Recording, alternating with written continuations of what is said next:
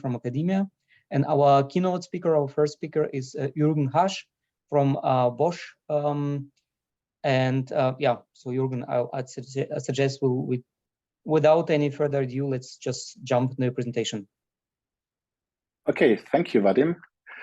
So today I would like to talk about obviously millimeter wave sensing, mainly for automotive, but I'll also go a little bit into consumer applications and how this could look like. So this is the outline of my talk. Now, let me see. Okay, so first, short motivation via radar. Then I'll talk about the differences between radars for fully automated driving and more or less standard advanced driver assistance. I'll give a short overview of what are current automotive radars, standard radars, then look into the next generation radar technologies, what we can expect, how it might look like. And I guess you will hear from the speakers that follow me a lot of more details about how these next generation radars will look like. I'll then briefly talk about radar interference, a topic, well, nobody likes, but it's an important topic.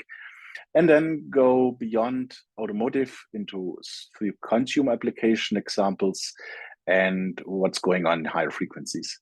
And finally, I'll talk about joint communication sensing and 6G, because this is something that is that will come up in the next years, and it will definitely influence millimeter wave sensing as we know it. And finally, I'll conclude my talk. So why radar? So basically, I mean, millimeter wave radar, probably most of you know, provide robust, high-resolution information about remote objects, meaning you get an amplitude back, a distance, velocity, an angle, depending on how high the resolution is. And also, that is quite important and very different to a lot of other sensors, you get these small movements, this microdoppler information directly, also from a measurement. Radar has become a key sensing modality for automotive. So driver assistance in automated driving relies heavily on it. Not everybody uses radar, but I guess nearly everybody. So it's a really important factor here. What we see in the technology is that due to higher integration, due to semiconductor technology, you can get more complicated, more complex and higher performance devices, but also very much higher integrated. So the radar sensors can get smaller and smaller. A lot is going on nowadays in algorithms, being it simple signal processing, but a lot of advances are also made in machine learning. So what we do is we go from simple detection of remote objects to classification, to mapping, to identification, to more complex applications. And finally, for consumer applications and applications outside of automotive, the small size that we can achieve, the invisible integration, let's say behind a plastic bumper or something, the low cost, and the privacy, so it's not like video. These are advantages that make radar attractive for other markets too. So let's go back to the automotive market. We expect that the automotive radar market will reach about $10 billion in 2025. So it's quite a big market for sensors. And the vast majority until now of the volume of the radar sensors has been typical traditional driver assistance, which I call here level 0 to level 2. But we can see in the chart below that higher valued functions, so enhanced driver assistance, is strongly growing and nearly invisible now, but it will be also growing, or we expect that, is level 3 and level 4 applications. Now, what does level 0, 1, 2, 3, level 2 plus, level 3, and so on mean? It's, in my opinion, not a well-fitting definition anymore. And so there are other definitions that are, I guess, more practical. So, for example, this definition as driver involvement, which I guess came from Mobileye. So the typical driver assistance was eyes on hands on. So you need to look on the street, you need to drive for yourself. And the driver assistance will help you. For example, it will brake in case of there is some obstacle in front of you, or it will warn you for the blind spot or something like that. Level 2+ is then eyes on, hands off. So at least partially the car will take over and drive, but you still need to have your eyes on, and you still need to actively participate sometimes. And then this level 3-4, which probably could be better called eyes off, hands off, is conditional automation. So only in some parts it's working. And level 5 then is this no driver, mind off. So it will drive anywhere you want it to automatically. And for those different definitions, we need different radars. For the standard driver assistance, typically, and I call this standard radar, is enough. For more automation, you need a better radar. I call this for now high-res. And for the automated driving, you need something like an imaging radar. But what does this mean? And this is an example of what it could mean. So there is no clear-cut definition. But what we can say is the standard radar is cost optimized, because every vehicle that has a radar needs the standard radar somehow for this standard ADAS functions. On the other hand, if you really want to do automated driving, you go into the performance mind. So you need a radar that's really performing. And the typical setup of this is you have this single chip. So you can see that on some of those pictures, and I'll show you a little bit in a more detail on the next slide. It's typically a single PCB, and for now in this current generation, it's a PCB antenna. In the next generation, what we will see, well, even more cost pressure. We will also see a trend to even further integration, and we do expect that a lot of radars will have waveguide antennas. Now, here's an example in a little bit more detail of this current technology. It's not that interesting. I guess this has been presented a number of times. So just that you get an idea how a standard radar nowadays looks like. So you got in the green area, that's the receive antennas. In the red area, so that's 4 receive channels. Then you get the red area. These are 3 transmit channels. Then in the center is the radar SoC, which has all of the millimeter wave circuitry and the ADCs and the DECs, but it doesn't have, in this case, a CPU. The processing is done somewhere else. And on the back side, you see there's the processor. On the top left, there is some interface circuitry, power supply, connectors. And on the top, you see the complete radar, so it also has a housing. And that's standard. So now, how much does this cost? Nobody will tell you, because that's a big secret. So what I can say is, and this is something from System Plus, this is a TI radar chip with antenna on package, and there has a cost estimation has been done for that. And the estimated chip cost, not the sales price, is around $5. So if you now think, okay, you have this chip, which is the main chip, this one actually has a processor. So that's $5. Then you need a PCB and a package and a little bit more components. So you can at least get an idea what could be the cost of such a radar system. Okay, enough of this. So let's go into the more interesting stuff. High-res and imaging radars for partially or fully automated driving. And this is an example on the left of a high-res sensor, and on the right of an imaging sensor. So the high-res sensor has 8 transmitters and 16 receivers, which is before we had 3 transmitters and 4 receivers. So is a big step up in performance. And on the right side, you see this imaging radar sensor, which has 30 transmitters and 40 receivers.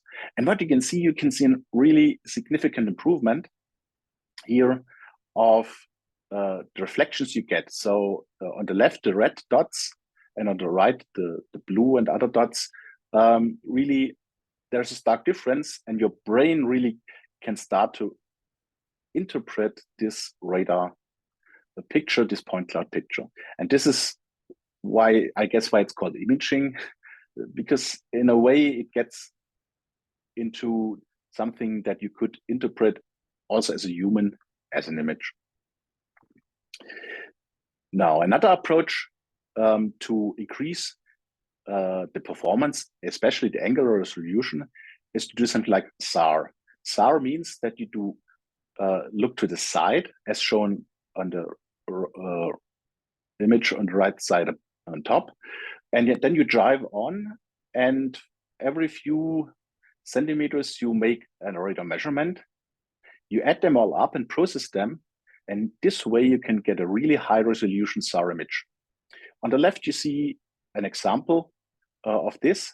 So this is from the University of Ulm, and what they did, they drove in a parking lot, and you can really clearly see all of the vehicles. You can see the distance between them. You can nicely see how this looks like. It's really like a parking space where at night where the cars are lit up.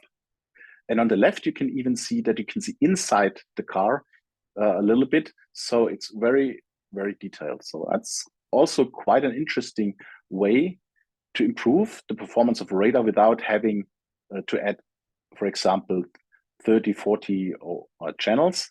But you can live here with only a few channels by moving the radar and using the movement to process. Another approach that can be done to improve radar angle estimation performance is to do radar networks. And on the bottom, you see three approaches. The first one is no phase coherency, meaning these are just two radars. You mount them, let's say on the left and right side, front side of your car, you drive around, and then you get two sets of measurements, and you somehow fuse those measurements. And that's not that interesting. The next step is you use phase coherent hardware, meaning the LO in this case is connected. So what you can do now is you can do angle estimation and multistatic detection. So meaning I transmit with one channel or one radar and I receive the signal from the second radar. And this allows you to give you a very high resolution, very high angular resolution. And the third example is you don't do LO distribution, you do coupling, but not by hardware, you do it in a signal process. And that would be the ideal way, so you don't need to have cabling to distribute the LO in your vehicle, or to have high frequency signals going around, but you have some way to do this coupling in software. Now let's take a look at, does it make any sense to do that? And this is an example. This is a car. You see on the left how the setup is. You have your eco vehicle, which is about 70 meters away from an obstacle. And this is just another car with the length of approximately 4.8 meters. And if you just use a standard radar, not an imaging radar, you see the car, but you can't really say, is this a big car or a small car? So it's very difficult to see. Now, if you add a second radar, you get more reflections, but still you don't really get any more information out of it. It's getting worse, because now you need to decide, okay, what do I do with those additional reflections? How valuable are they?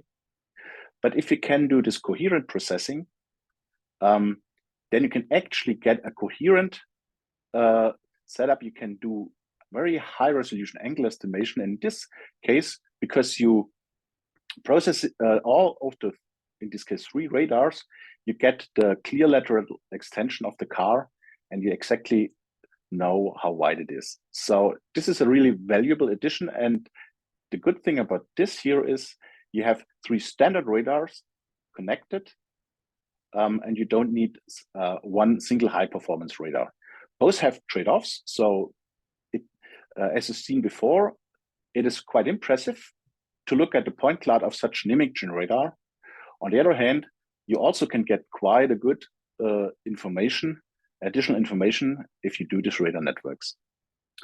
And finally, another thing which we did together with the University of Ulm, and this is not using additional radars in the radar network, but it's using called an active tag, which is repeating, in this case, the transmit signal. And what it does, it is performing a virtual mirroring of the radar sensors. So in this case, we have 2 of these active tags, and we have 1 radar. And so the radar is actually mirrored twice. And what this gets us, you can see on the right top. So the blue line is the single radar, and you see that the angle resolution is not really good. It's several degrees. And if you go to this active tag network, you get the green angle estimation, which gives you a lot of maximas. And so the reason for that is that you get a lot of zeros, so you are not get ambiguities. And what you need to do is some signal processing, and this has been done in the bottom curve here and you can see that with some signal processing, you can get a really high angle separability of those 2 very close targets with this quite simple extension. So a number of options are there to improve angle estimation beyond just adding more channels. Now let's take a look at how will next generation radars maybe look like. And so let's take a brief look at history. And so around in the 2000s, this was for communication. And yeah, about 2010, this happened for radar. And this is silicon 835 semiconductors. So the first automotive radars were built with using gallium arsenide chips. So you had a chip for a mixer, for a PA, for a VCO, and then you built that on a RF PCB. And then came silicon germanium, which integrated everything, was a much cheaper process, much more high volume, and it's simply 835. Nobody is using 35 semiconductors for automotive radar, at least. Then the next step happened for communication, maybe around 2010. I mean, that's not so clear cut always in the year, but for automotive radar around 2020, this was CMOS, or beginning with 2020, this is CMOS 8CE, meaning we even get a higher integration. So SiGe silicon has a quite high performance, so it's a really, really good RF technology. So you can do millimeter wave very well. CMOS never used to be like that. But around that time, CMOS became good enough. And now you can integrate microprocessors, the ADCs, the DACs, everything. So you get this radar SoC. And basically, SiGe has lost. And looking into the future, I guess we can say digital eats analog. So right now, a lot of the millimeter wave parts are still in quite analog fashion. So the frequency chirp generation of FSMW radars is still a PLL. Now you can argue, well, maybe it's a digital PLL. There is not so much analog, but still it's a kind of an analog concept. Also, let's say the transmit additional modulation. So if you do additional coding, these are phase shifters that are switched, and so on. And so it's still a basically analog concept that is slowly going into digital. But the next step, I guess, will be really embracing the digital integration. And this is a slide that is not from me, that's from IMEC. So what are the pros and cons for that? If you use digital radar, which generates the modulation waveform using a DAC, then you're quite flexible. You can do all kinds of modulations, and you can do this trade-off between range, velocity, angle if you have this flexibility of a kind of a software programmable radar. Especially important is you have this transmit multiplexing, which is quite an issue, because it used to be that you only have MIMO. If you don't want to do MIMO, you only had TDM, so transmit division multiplexing. Then you start with other approaches like DDM, Doppler division multiplexing, but still there is some limit. And if you can really have a programmable waveform, then you can do other multiplexing options and you get quite flexible. Cooperative operation of multiple sensors gets much easier. As I said before, for radar networks, what you want to do is you want to do the cooperation in software by signal processing. You could also do something like joint communication sensing, so transmit information and do the sensing at the same time. Will this be useful? We will see. Another thing, better interference measures. Also, if you have more information, if you have more freedom to change the waveform, you can address interference in a better way. Stable and robust digital signal processing, okay.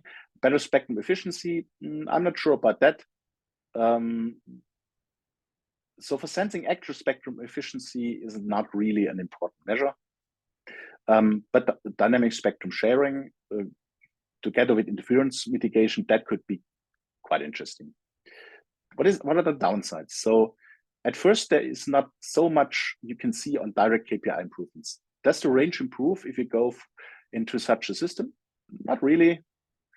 You have at the beginning high implementation costs and more requirements on the analog front end, because typically you will get more broadband in that front end. And then for that, you need faster ADCs and DACs. But still, but what is the advantage? So you can now change or use new modulation schemes. I won't go too much into detail, but just saying that the left is the chirp sequence, which is what we use right now.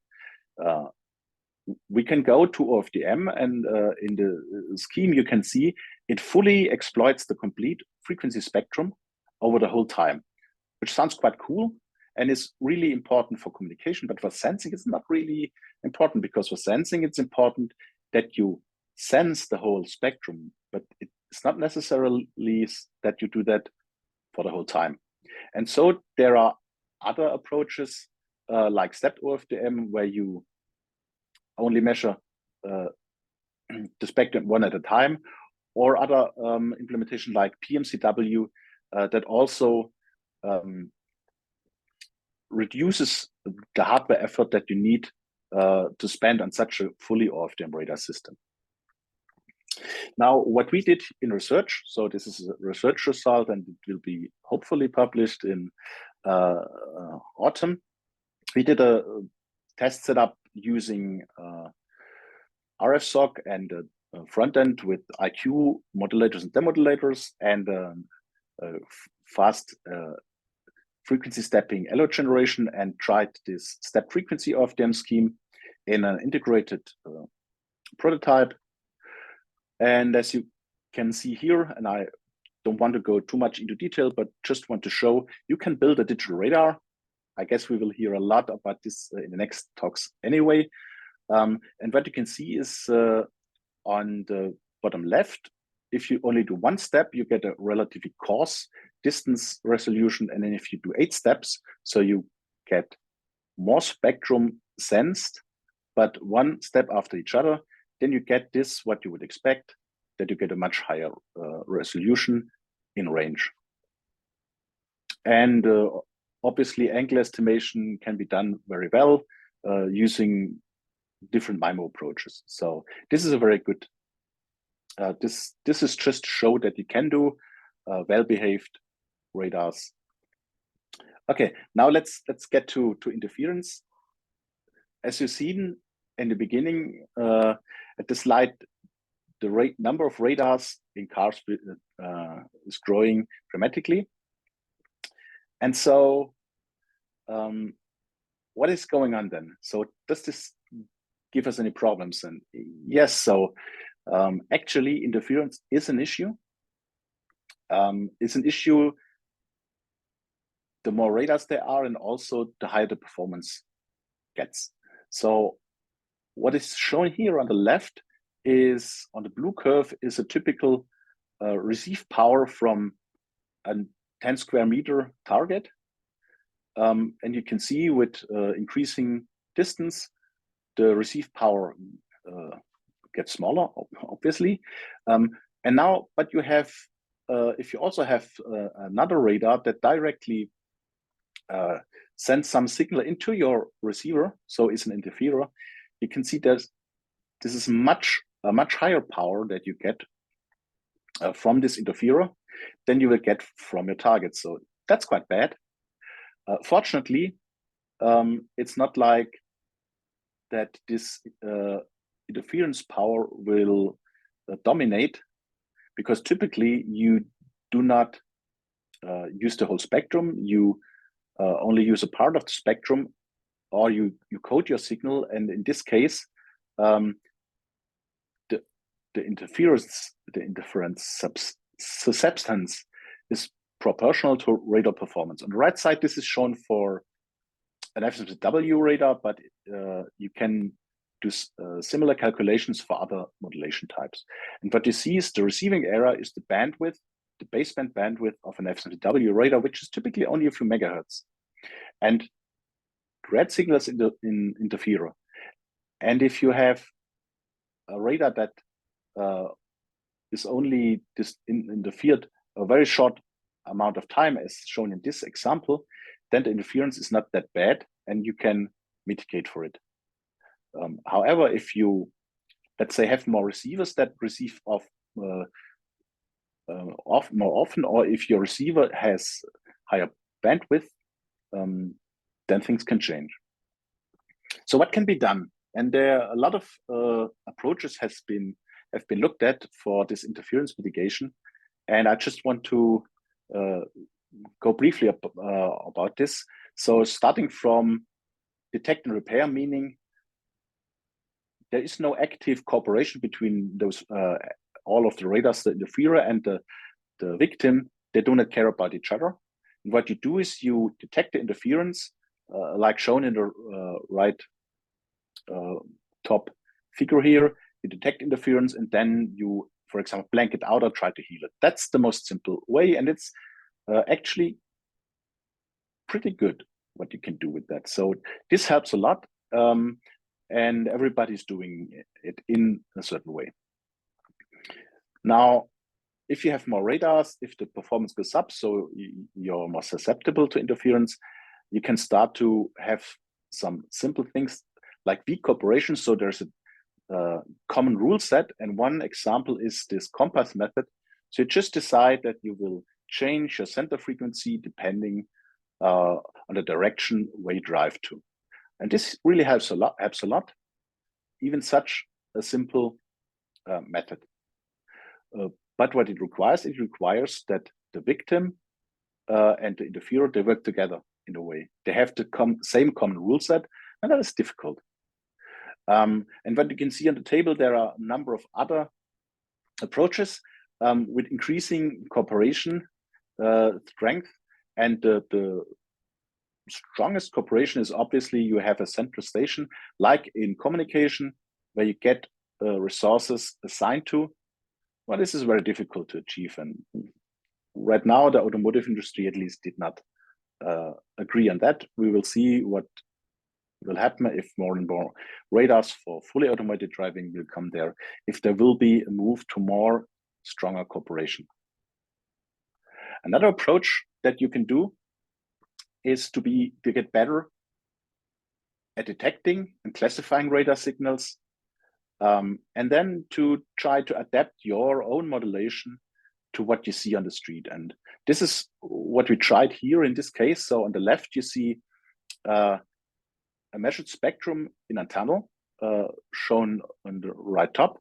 So these are all kinds of modulations you see. So you see at least 4 different radar sensors with slower and faster chirps, and then you see very strong signals below 7 in the bottom half of the spectrum, which is 76 to 76.5. And above 76.5, it's much less, because most of the radios actually are only between 76 and 76.5 gigahertz. And now what you can do is you can try to identify all of those signals, in this case using a CNN. Then you can try to do a prediction what happens next and adapt your modulation. And also this really gives you an advantage and works nicely. So even if you do not have any cooperation, there are ways to improve interference mitigation. Okay, so let's go to what's next then beyond automotive. And so here, one thing is people are talking about new applications within the 77 gigahertz band, especially drones with automatic landing systems or obstacle avoidance, or sensors for inspection flights to inspect power lines, railway tracks, and so on. This is what's being talked about. Also, applications like airport security or foreign object debris on airport runways has been talked about for quite some time. New is things like wildlife detection, wide area monitoring, where you are, let's say, in the forest, you try to see what's going on, or you have a plain field and you want to see is there something moving. Now, what is difficulty? The difficulty is regulation. So you can't just use a radar sensor for an application you'd like. You need to have it regulated. And the difficult thing here is sharing, obviously, because you don't want the automotive radar, which is safety relevant, to be disturbed by low-cost drones that fly in the thousands around, and then you can no longer use automotive radar. So this is actually being discussed in this case, for example, by ETSI Europe and other partners, to really find solutions so new applications can be used without doing any, without getting undue interference. Another application which has had a lot of attraction was gesture sensing. So what you can see here, for example, as an example, if you move your hands, you get this microdoppler signature, and then you can do this gesture sensing for games, smart home, whatever. But also things like health monitoring, because if you can do this recognition of movements, then you can detect the breath rate, heart rate, or even things like fall detection. Now, for this kind of application, 77 gigahertz is not envisioned, but the 60 gigahertz band is a very good candidate. There are already a number of chipsets for that. The difficulty right now is that it's not allowed or actually suspended in China. So basically, we have this band worldwide between 57 and 64 gigahertz at least, except China. And so we do hope that we will get this band back, and then this will be obviously the best band for such consumer applications, because it's still a millimeter wave band. You can have all of these nice features like good velocity resolution, good angle estimation. Or you go beyond 100 gigahertz, and this is an example also of a ETSI working group, the terahertz working group, where people look into what could be applications that go into the terahertz bands. And so here it's not only sensing, but it's also communication, because if you have a lot of bandwidth, then you obviously can also get into very high data rates. Or you can have these common functionalities, so you have communication, and it can do sensing, mapping, localization at the same time, because you can define your parameters and have more bandwidth. Now let's briefly take a look. Why is it interesting to go to higher frequencies? So first, untainted frequency spectrum. Yeah, unfortunately, there is no untainted spectrum. Everything is already regulated, so it's not so easy to get new spectrum. But what you get is you get better range separability if you can increase the bandwidth, which is obviously easier if you go above 100 gigahertz to several hundred gigahertz. You can improve the velocity separability simply because this is a function of the wavelength. So smaller wavelength, better separability. And you can improve the angle separability because the wavelength gets smaller, so you will also get much better separability going into high frequency. So quite interesting from a point of view of the application. But let's take a look. Does it make sense to go there? And what we can see is if you want to do long range, so like automotive radar, it will get difficult above 170 gigahertz.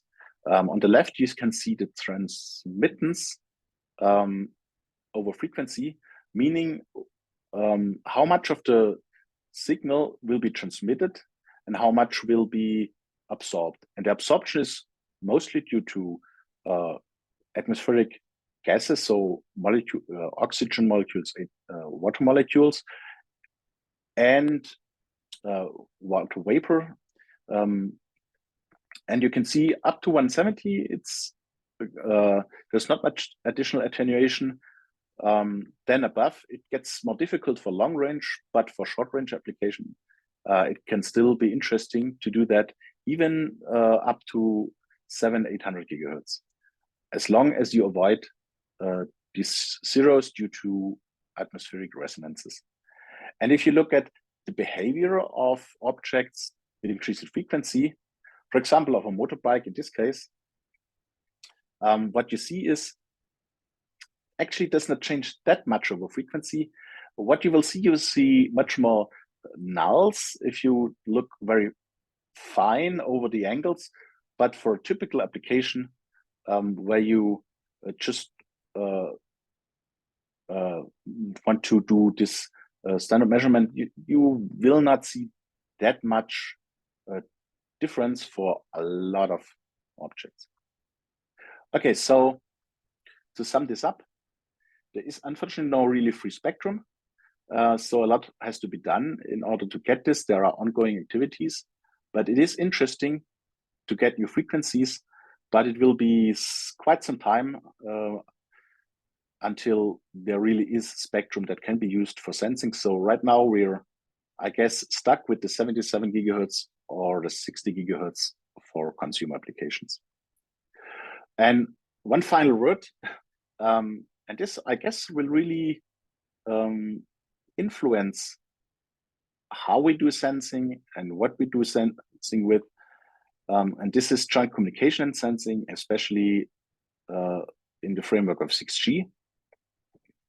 6G as the next generation communication system will look a lot into sensing, and you will see infrastructure-based sensing. This is, I guess, not a question. So all of the base stations will not only be communication base stations, they also will be sensing base stations. So if you have mobile coverage, there will be sensors. Additionally, with this introduction, and there also will be sensing in maybe radars that can do communication, or other communication devices that can do sensing. And there's a lot of work being done and a lot of money being spent. So this is something to really at least take a look at and see what these people do, because there's a lot of money in it. Okay, so let me conclude my talk. The automotive radar market is still growing strongly. There is this differentiation between standard high-resolution imaging radars, depending on the application. There are a number of ways to improve performance. The main road until now is more channels. The next thing is go more digital, because you have more freedom and you can do a lot of novel things in processing and things like radar networks. I didn't go into super resolution, but this obviously is also a topic. So more processing power obviously helps you to get higher performance. Rate interference cannot be ignored, but there are a number of ways to solve it without having a central coordination station or licensing schemes that are centralized. The push to higher frequency is coming. It is feasible to do this for shorter ranges, definitely, but frequency regulation is slow. So if you develop technology, you still have a few years until we see this in mass adoption. Also, consumer applications are coming, and from my point of view, 6G will redefine at least the infrastructure-based sensing. So thank you for listening, and I'm happy to answer questions if you have. Okay, thank you very much. That was a very, very impressive presentation. Other